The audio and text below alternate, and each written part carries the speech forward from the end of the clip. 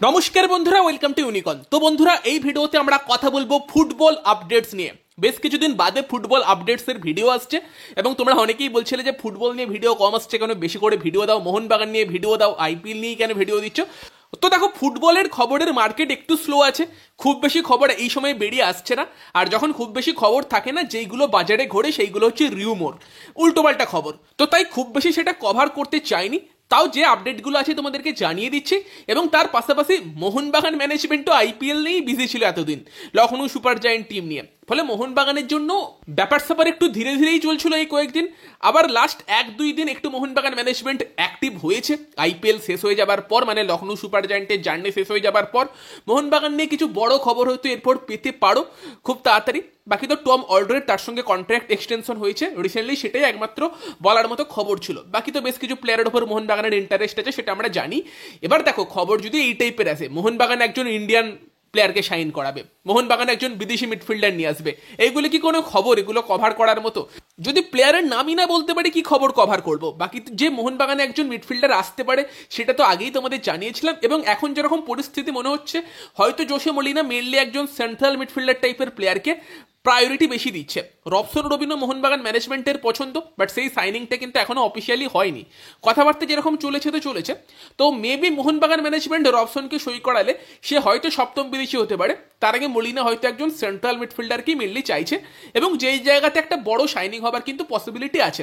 এবং যতটুকু শোনা যাচ্ছিল, মোহনবাগান কিন্তু একজন বড় নামের প্লেয়ারকে সেই জায়গাতে নিয়ে আসবে। তবে আজকে একটা খবর দেখলাম, মোহনবাগানের সঙ্গে রিলেশন আছে সেটা বলছি না, সেটা হচ্ছে ইউএল ভ্যাননিপ, ডাচ মিডফিল্ডার মুম্বাই সিটি এফসির। তাকে কিন্তু মুম্বাই সিটি এফসি বিদায় জানিয়ে দিয়েছে। এবং ইউএল ভ্যাননিপের কাছে দুটো টপ আইএসএল ক্লাবের অফার কিন্তু এই মুহূর্তে আছে, এবং সে কিন্তু ইন্ডিয়াতেই থাকতে পারে। এবার এই ব্যাপারটা সারপ্রাইজিং যে ইউএল ভ্যাননিপ কিন্তু লাস্ট মরসুম মুম্বাইয়ের হয়তো সব থেকে সেরা বিদেশি ছিল। মুম্বাইয়ের হয়ে দুটো মরসুম খেলেছে, প্রথম মরসুম আইএসএল কাপ জিতেছে, শিল্ডেরও একদম ফাইনাল অব্দি মোহনবাগানের সঙ্গে লড়াই করেছিল। তবে প্রথম মরসুমের থেকেও দ্বিতীয় মরসুমে কিন্তু ইউএল ভ্যাননিপের পারফরমেন্স আরও বেটার হয়েছিল। গত মরসুম দারুণ খেলেছে, মুম্বাইয়ের হয়ে ওই একটা বিদেশি প্লেয়ারই সব থেকে ভালো খেলেছে, বাকিরা সেই কোয়ালিটির ছিল না বলে মুম্বাই ভালো কিছু করতে পারেনি। তবে তারপরে ইউএল ভ্যাননিপের কিন্তু মুম্বাই ছেড়ে দেওয়াটা একটা কিন্তু প্রশ্ন তুলছে যে তাহলে ইউএল ভ্যাননিপ কোন ক্লাবে? কারণ মুম্বাই সিটি এফসিও টপ ইন্ডিয়ান একটা ক্লাব, এবং যেই ক্লাবটা টাকা স্পেন্ড করে, তারা যখন ইউএল ভ্যাননিপকে ধরে রাখতে পারছে না, সেখানে কি মোহনবাগানের মতো দল ইউএল ভ্যাননিপের উপর ইন্টারেস্ট দেখিয়েছে? দেখো, মোহনবাগান ছাড়াও দুটো ইন্ডিয়ান টপ ক্লাব ইন্টারেস্টেড আছে সেখানে। মোহনবাগান ছাড়াও আমরা মানে ইন্ডিয়ান টপ ক্লাব বলতে কাদের বলতে পারি? চারটে নাম মাথায় আসবে, মোহনবাগান, গোয়া, মুম্বাই, বেঙ্গালুরু। এবার সেখানে মুম্বাই থেকে ইউএল ভ্যাননিপ ছাড়ছে, মোহনবাগান বাদ দিয়ে দিলে বেঙ্গালুরু আছে, গোয়া আছে। এবার গোয়ার সঙ্গে কার্ল ম্যাকিউগের কন্ট্রাক্ট শেষ হয়ে যাচ্ছে, তারা যদি ইউএল ভ্যাননিপকে টার্গেট করে সেটাও হতে পারে। বেঙ্গালুরু এফসির হয়েও কিন্তু পেদ্রো ক্যাপো একদমই সেরকম খেলতে পারেনি, সেই জায়গাতে কিন্তু তাদের জন্য ইউএল ভ্যাননিপ একটা দারুণ অপশন হতে পারে। তো দেখা যাক ইউএল ভ্যাননিপ লাস্ট অব্দি কোন দলে যায়। তবে মোহনবাগান সই করালে মোহনবাগানের জন্য কিন্তু ইউএল ভ্যাননিপ একটা টপ সাইনিং হতে পারে, যদিও সে হয়তো অ্যাটাকিং মিডফিল্ডার খেলতে পারে না, but defensive midfielder, central midfielder দুটো রোলেই খেলতে পারে। আপুইয়ার সঙ্গে তার আগে বোঝাপড়াও আছে, বাট সেই নিয়ে কোনো খবর নেই। আপাতত ইউএল ভ্যাননিপ অফিসিয়ালি ছেড়ে দিয়েছে মুম্বাই সিটি এফসি, তার কাছে দুটো টপ আইএসএল ক্লাবের অফার আছে, সেই খবরই বেরিয়ে আসছে। কোন ক্লাবে জয়েন করে সেই দিকেই আমাদের নজর থাকবে। বাকি কিন্তু জেরেমি মানজোরো, তাকেও কিন্তু মুম্বাই সিটি এফসি অফিসিয়ালি ছেড়ে দিয়েছে। তো তোমাদের কি মনে হয় ইউএল ভ্যাননিপ কোন দলে যেতে পারে? তোমরা কমেন্টে জানিও, প্রেডিকশন করে যাও। আর যদি ইনকেস মোহনবাগান ইন্টারেস্টেড থাকে তার উপর, সেটা কি মোহনবাগানের জন্য ভালো শাইনিং হতে পারে, নাকি আরো বেটার কোয়ালিটির কাউকে এক্সপেক্ট করছো, সেটাও কমেন্টে জানিও। দেন যদি আমরা কথা বলি মোহনবাগানের ডিফেন্ডার নিয়ে, তো সেখানে মোহনবাগান তো একজন ভারতীয় সেন্টার ব্যাককে আনতে আগ্রহী, সেটা আমরা জানি। মেহতাব সিং এর ওপর মোহনবাগানের ইন্টারেস্ট আছেই, এবং বলতে পারো মোহনবাগানের জন্য প্রায়োরিটি ইন্ডিয়ান সেন্টার ব্যাক অপশনটা কিন্তু মেহতাব সিংই। তবে তার আগে কিন্তু রাহুল ভেকেকে নিয়েও মোহনবাগান কিছুটা লড়াই করতে পারে ইস্টবেঙ্গলের সঙ্গে। তো ইস্টবেঙ্গল রাহুল ভেকের উপর ইন্টারেস্ট দেখিয়েছে, মোহনবাগানও দেখিয়েছে, এবং দুই দলই কিন্তু রাহুল ভেকের সঙ্গে পার্সোনালি যে কথা বলেছে এবং রাহুল ভেকের যে ডিমান্ড, সেটা কিন্তু দুই দলই মেটাতে আগ্রহী। মানে রাহুল ভেকের সঙ্গে পার্সোনাল টার্মস নিয়ে মোহনবাগান বা ইস্টবেঙ্গল কোনো দলেরই অসুবিধা নেই, এবং 3 বছরের করে কিন্তু অফার রাহুল ভেকেকে দুই ক্লাবই দিয়ে রেখেছে। কিন্তু এবার পুরো ব্যাপারটা পড়ে আছে বেঙ্গালুরু এফসির ওপর। বেঙ্গালুরু এফসির সঙ্গে রাহুল ভেকের কন্ট্রাক্ট 1 বছরের পড়ে আছে, তারপর সেটা শেষ হয়ে যাবে। এবার সেখানে কি বেঙ্গালুরু এফসি তার সঙ্গে কন্ট্রাক্ট এক্সটেনশন করবে? এখন অব্দি কিন্তু বেঙ্গালুরু অফার করেনি। এবার যদি বেঙ্গালুরু কন্ট্রাক্ট এক্সটেনশন অফার করে, বাট রাহুল ভেকে দেখে উল্টো দুই ক্লাবে, মোহনবাগান বা ইস্টবেঙ্গলের মতো ক্লাব তাকে বেশি ভালো অফার দিয়েছে, সেখানে সে সেটা অ্যাকসেপ্ট নাও করতে পারে। এবং সেই জায়গাতে ব্যাঙ্গালোর এফসি চাইবে লাস্ট বছরে তাকে ছেড়ে দিয়ে যতটা ট্রান্সফার ফি কামানো যায় কামিয়ে নিতে, এবং সেই জায়গাতেই কিন্তু ব্যাঙ্গালোর এফসির ট্রান্সফার ফির ডিমান্ডটা কিন্তু বেশ হাই থাকতে পারে। এবং যা শুনছি ইস্টবেঙ্গল কিন্তু অলরেডি একটা প্রস্তাব ব্যাঙ্গালোর এফসির কাছে পাঠিয়েছে, বাট ব্যাঙ্গালোর সেটা রিজেক্ট করে দিয়েছে। বাকি পরবর্তীকালে কি মুভমেন্ট হয় সেই দিকে নজর থাকবে। তবে ইনকেস রাহুল ভেকে যদি কলকাতার একটা ক্লাবে চলে আসে, সেখানে কিন্তু বাকি আর একটা ক্লাব মেহতাব সিং এর জন্য বেশি পুশ করবে।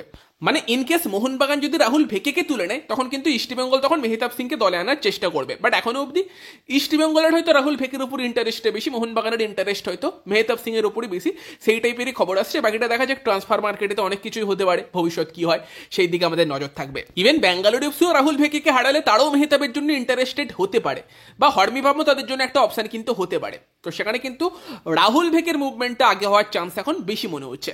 বাকি দেখা যাক। বাকি অভিষেক টেকচাম সিং, তার জন্য তো একটা লড়াই হবে মনে হচ্ছে, এবং পাঞ্জাব এফসি 2,20,00,000 টাকা মতো ট্রান্সফার ফি ডিমান্ড করছে অভিষেকের জন্য। এবার অভিষেকের উপর মোহনবাগান ইন্টারেস্টেড থাকলেও মোহনবাগান কিন্তু অফিসিয়ালি কোনো বিট করেনি, কিন্তু উল্টো দিকে ইস্টবেঙ্গল বা গোয়ার মতো দলও ইন্টারেস্টেড আছে। ফলে অভিষেকের জন্য ডিমান্ড বেশি বলে পাঞ্জাব একটু ট্রান্সফার ফিটাও হাই চাইছে। দেখা যাক তার ফিউচার কি হয়, সেই দিকেও নজর থাকবে। বাকি যে বিষয়টা নিয়ে অনেকেই জিজ্ঞেস করছিল সেটা হচ্ছে ওসিআই প্লেয়ার বা পিআইও প্লেয়ার, যারা আর কি বিদেশে খেলছে, ভারতীয় বংশোদ্ভূত প্লেয়ার, যারা ভারতীয় দলে এলে ভারতীয় ফুটবল দলের শক্তি অনেক বৃদ্ধি পেতে পারে, যেরকমটা বাংলাদেশ বর্তমান সময়ে করছে, হামজা চৌধুরীকে নিয়ে আসছে। সেই ব্যাপারটা নিয়ে রিসেন্টলি অনেক কথাবার্তা হচ্ছে, সেটা নিয়ে কি আপডেট? দেখো, এই নিয়ে কথাবার্তা আগেও হয়েছে। তো যতদিন না পর্যন্ত সেই প্লেয়ারগুলো ভারতের জাতীয় দলে এসে খেলছে, ততদিন পর্যন্ত আমরা তারা আসবে সেটা বলতে পারি না। কিন্তু ব্যাপার হচ্ছে যে বর্তমান সময়ে পরিস্থিতি মনে হচ্ছে যে একটু বেশি পজিটিভ দিকে। ভারতীয় স্পোর্টস মিনিস্ট্রি তারাও সেই ব্যাপারটা নিয়ে ইন্টারেস্ট দেখাচ্ছে, বিশেষ করে শুধুমাত্র ফুটবল না, তার পাশাপাশি বাস্কেটবল বা টেনিসের মতো আর কি স্পোর্টসের ক্ষেত্রেও তোমার ওসিআই বা পিআইও প্লেয়ারদের অ্যালাউ করার একটা ভাবনা চিন্তা চলছে। ফুটবলে তো দরকারি, যেভাবে ভারতীয় ফুটবল দল পারফর্ম করছে, এবং সেখানে কিন্তু একটা পজিটিভ খবর আসছে। বাট এক্ষুনি সেটা কিন্তু হবে না, একটু সময় লাগবে। কল্যাণ চৌবে সেই টাইপের ইঙ্গিত দিয়েছে যে ওসিআই বা পিআইও প্লেয়ারদের আমরা ভবিষ্যতে ভারতের জার্সিতে দেখতে পাবো। বাট এই প্রসেসটা একটু সময় সাপেক্ষ প্রসেস বলতে পারো, কারণ এমনি যে প্লেয়ারগুলোকে এআইএফএফ সাজেস্ট করবে তাদের ব্যাকগ্রাউন্ড চেক করতে মিনিমাম 75 দিন লাগে, ম্যাক্সিমাম সেটা যে কোনো সময় লাগতে পারে। সাথে গভর্নমেন্ট কিভাবে অ্যালাউ করবে, কি নিয়ম চেঞ্জ করবে, সেই সব ব্যাপারগুলো আছে, তো অনেক একটু জটিল ব্যাপার, তো সময় লাগবে একটু। তো এখন ওয়েট করো, এই মুহূর্তে এক্ষুনি কিছু হচ্ছে না, বাট একটা পসিবিলিটি আছে যেটা মনে হচ্ছে পজিটিভ দিকে এগোচ্ছে। লেটস সি ফিউচারে কি হয়। এবং আরেকটা খবর শোনা যাচ্ছিল, রায়ান উইলিয়ামস নাকি ভারতের জাতীয় দলের হয়ে খেলার ইন্টারেস্ট দেখিয়েছে। রায়ান উইলিয়ামসও কিন্তু ভারতের বংশোদ্ভূত প্লেয়ার সেটা বলতে পারো, এবং সেই জায়গাতে কিন্তু মানে সে ব্যাঙ্গালোর এফসিতে খেলছে, যথেষ্ট ভালো খেলেছে, এবং এটাও খবর আছে সে কিন্তু ব্যাঙ্গালোর এফসির সঙ্গে কন্ট্রাক্ট এক্সটেনশন করতে চলেছে। তবে যদি এই মুহূর্তে রায়ান উইলিয়ামস ভারতের জাতীয় দলের হয়ে খেলতে চায়, তাকে কিন্তু তার ওভারসিজ পাসপোর্টটা ছাড়তে হবে, ভারতীয় পাসপোর্ট নিতে হবে। এবং ইন্ডিয়া যেহেতু ডুয়াল সিটিজেনশিপ অ্যালাউ করে না, তাকে কিন্তু যে বিদেশি পাসপোর্টে সে যে সুবিধা পায় সেগুলো ছেড়ে ভারতীয় পাসপোর্টে কিন্তু আসতে হবে, কারণ ওসিআই বা পিআইও প্লেয়ার তো এখনো অ্যালাউ হয়নি। তো সেটা কি কোনো প্লেয়ার করতে চাইবে? কারণ বিদেশি পাসপোর্টে সুবিধা হয়তো অনেক বেশি পায় সে। যদি সেটা সে করে, একমাত্র আবেগ থেকে করতে পারে যে আমি না ভারতীয় জাতীয় দলকে রিপ্রেজেন্ট করব, নয়তো সেই টাইপের সিদ্ধান্ত কোনো বিদেশি প্লেয়ার নেবে বলে মনে হয় না। আর যদি সত্যি সেটা হয়, রায়ান উইলিয়ামস বিদেশি পাসপোর্ট ছেড়ে ইন্ডিয়ান পাসপোর্ট নেয়, ভারতের হয়ে খেলে, তাহলে সেখানে তার জন্য মানে বিশাল রেসপেক্ট থাকবে। এই টাইপের একটা খবর আছে, দেখা যাক ফিউচারে কি হয়। যদিও এই টাইপের খবর আগেও অনেক প্লেয়ারকে নিয়ে এসেছে, লাস্ট অব্দি কিছু হয়নি। বাট ওসিআই বা পিআইও প্লেয়ার অ্যালাউ হলে তখন এই সব প্লেয়ারদের আর কি ভারতের হয়ে খেলাটা ইজি হয়ে যাবে, তারা যদি ডুয়াল সিটিজেনশিপে ভারতকে রিপ্রেজেন্ট করতে পারে সেই ক্ষেত্রে। বাকি এই আপডেটগুলোই তোমাদেরকে দেওয়ার ছিল। ভিডিওটা ভালো লাগলে ভিডিওটাকে লাইক করে দিও, শেয়ার করে দিও। আমাদের চ্যানেলে প্রথমবার এলে আমাদের চ্যানেলটিকে সাবস্ক্রাইব করে তার পাশের বেল আইকনটাকে অন করে দিও। তো চলো গাইস, এই ভিডিওতে এই পর্যন্তই, বাই বাই।